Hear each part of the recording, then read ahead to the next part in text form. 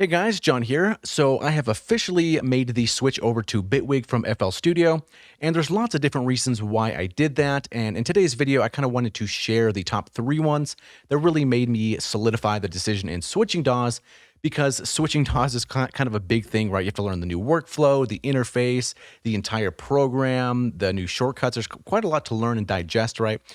So the first one right off the bat is going to be the clean interface, and really not many windows that you have to go through. There's kind of everything right in front of your face, which is one of the reasons I really like a synthesizer like Hive, for example.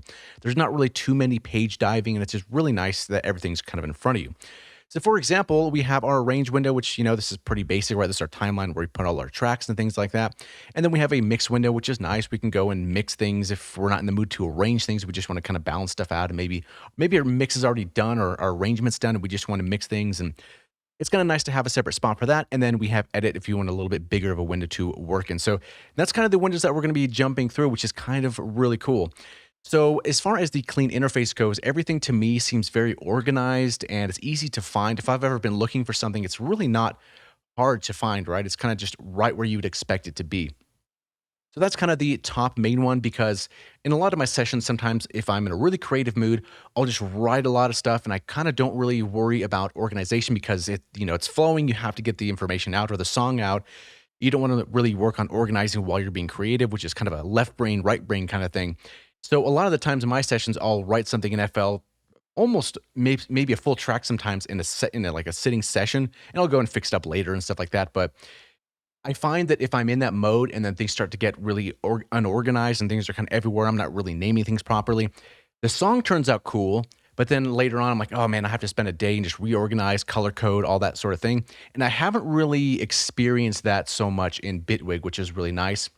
So, yeah, that's kind of the main thing: the clean interface, the aesthetics of it, and then the less windows to not have to pop through everything. The next one is probably, I think, the main reason most people hop over to Bitwig, which won my heart pretty quick, is the modulation and the automation system. So first, let's take a look at the automation. So for example, let's add a new track here, and let's add Hive, since it's kind of been in my brain right now. So we have a patch, little default thing. Let's kind of just bring the volume up a little bit here. So if we give this a couple orders of unison, detune it, and that's fine. Okay, so let's say we wanted to automate the cutoff or the resonance or something like that. There was a lot of times I felt in FL where I had to like right click and then, or like move the knob and then go to the last tweak to make a automation clip, or go to the little thing up here on the top and make the automation clip. And that's fine, but after a while I felt tedious, and there's times where I kind of shied away from automation because I just didn't really want to do that whole process. I know that sounds awful, but that's kind of been my experience sometimes. So for this, what's really cool is on this Hive track, we can click these three lines and then we can see some of these different automation lanes. So for example, if I move this cutoff, we can see this is Hive cutoff and it's already mapped there. I just have to go and edit the lane, which is really nice.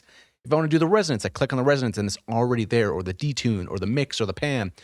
So there's not really the automation clips. It's just built into the lane, which is very similar how Pro Tools does it, where it's just the automation lane itself, right? And you can just edit from there.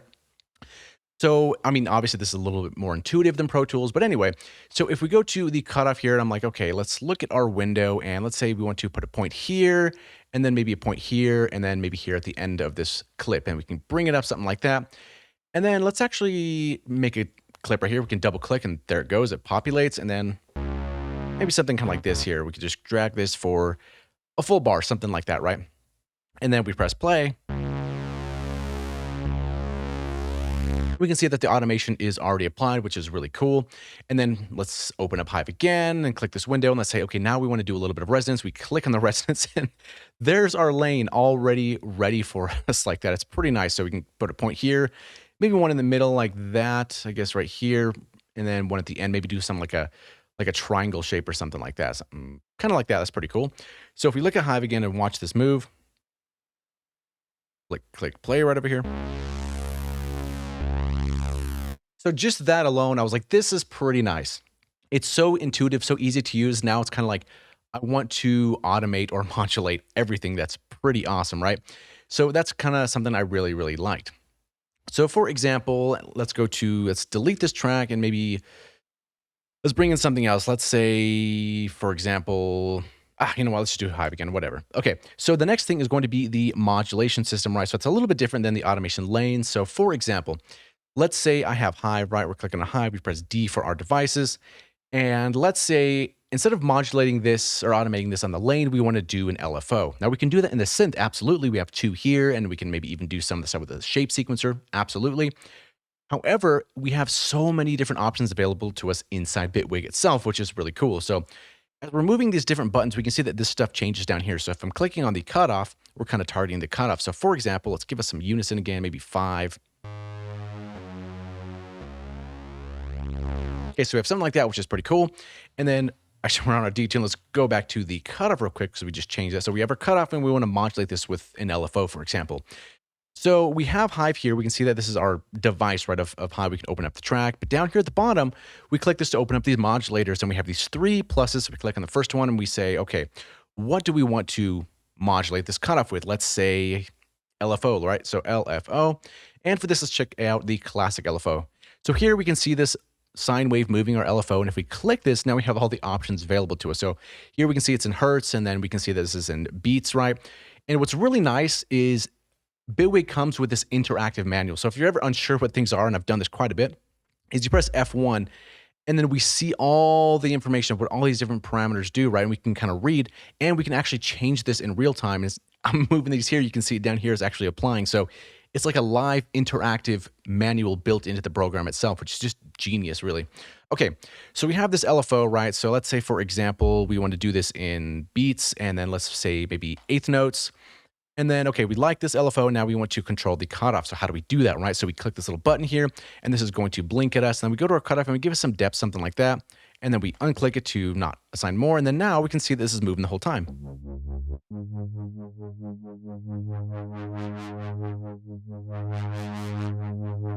So let's say maybe you want to give it some more depth, so we can click this again, and then this knob turns blue. We can give it some more depth like that.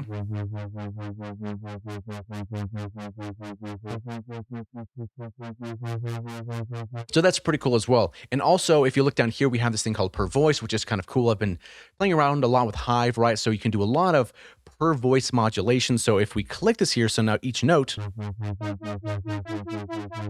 gets their own LFO.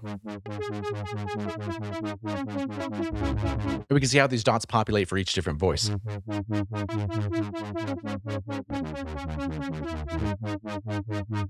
So that's just kind of like a really, I guess, basic overview of how cool this is. And once you use all these 3, then you're going to get another group of 3, and then so on and so forth. So it's really endless how much you can do, right? So that modulation system to me is really, really amazing, right? You can click these here, and there's so many different ones to go through. It's kind of like you can do whatever you really want to do.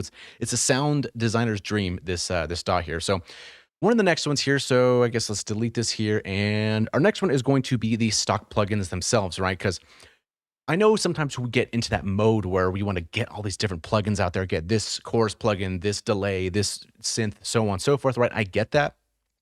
But what's really cool is inside Bitwig, I felt a lot less like I needed to go buy more third-party plugins because there's a lot of stuff inside the software itself that sounds really good, and everything fits aesthetically, right? Everything kind of feels like it belongs together. So, for example, if we added Hive back once again here, so maybe let's go to 2 orders of unison. Actually, you know what? Let's do this. Let's go 1 order here. Let's go to both of these oscillators. And maybe let's do a little bit of... No, maybe this might be okay here.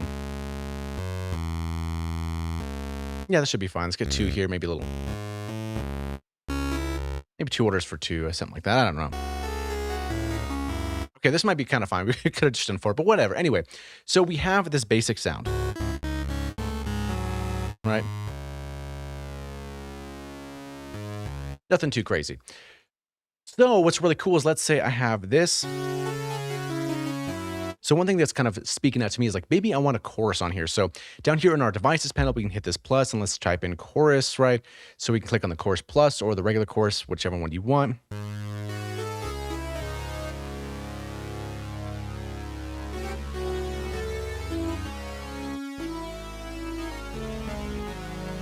So now we have a nice chorus there. So let's give us our Hive here a little bit of a release here. Let's do something like this.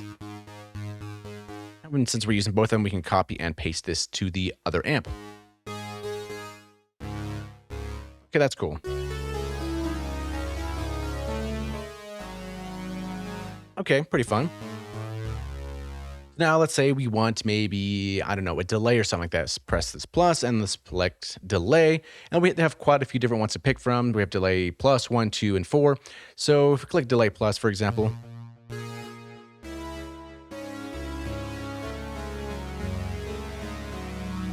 and it's very intuitive, right? We have our entire rack here and we can see and we can adjust these plugins looking at them right away. We don't have to open them. And that's a big time saver because if you really think about how much time you spend in your DAW, think about how many times you click on a window to open it, to adjust it, then close it, then so on and so forth. If you're doing that for every single module or every single plugin, that does add up some time.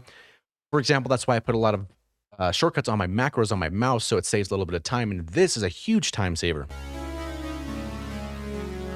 And if we're looking at this delay plugin and we've never really seen it before, we don't know what it is, we can always select the F1 and we can see exactly what it does, which is really nice, and interact with it live, which is just pretty amazing.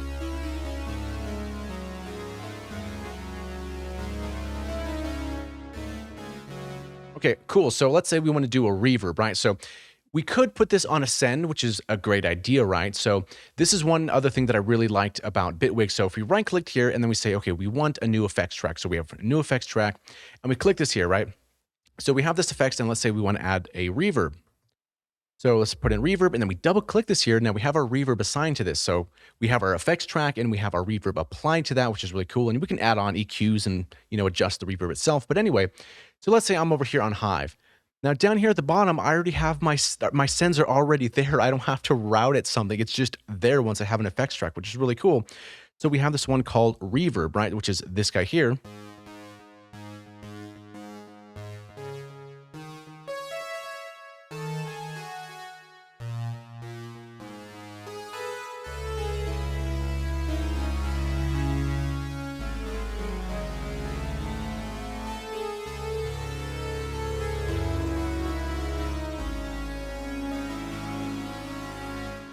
So that's really cool, right? So I close this down and I already have one in my template for Valhalla, right? So I have the Valhalla vintage verb here. So if I'm on Hive and I'm like, okay, I want some Valhalla, I can just grab this here. Can do that there or bring this down and maybe we want to bring this back up again. Definitely pretty cool in that sense right there. So for example, I guess we have this reverb again. We can always maybe mix both of them if we want to. I don't know why you want to do something like that.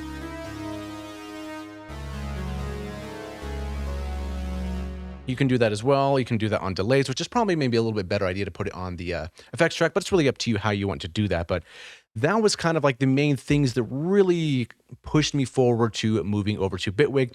A lot of the stock stuff, or really all the stock stuff that I've been through is really nice. And it's cool to have everything fit together, I suppose, right? So everything's not so, I guess, Frankenstein, for lack of a better word. But yeah, so that's kind of the main things.